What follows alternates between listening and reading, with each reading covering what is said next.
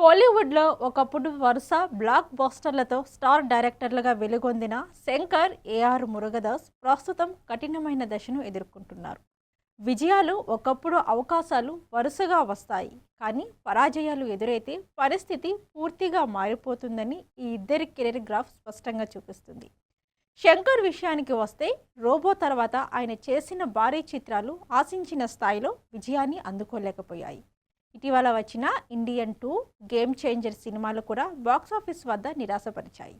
దీంతో ఆయన మార్కెట్పై ప్రభావం పడిందని సినీ వర్గాలు భావిస్తున్నాయి. అదేవిధంగా ఏఆర్ మురుగదాస్ కూడా ఒకప్పుడు స్టార్ హీరోలతో వరుస హిట్స్ ఇచ్చిన దర్శకుడిగా గుర్తింపు పొందారు.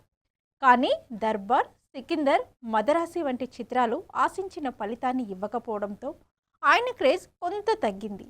ఇప్పుడు ఈ ఇద్దరు దర్శకులు పెద్ద బడ్జెట్ ప్రాజెక్టుకు ముందు చిన్న లేదా మధ్యస్థాయి సినిమాలతో మళ్ళీ హిట్ ట్రాక్లోకి రావాలని ప్రయత్నిస్తున్నట్లు సమాచారం.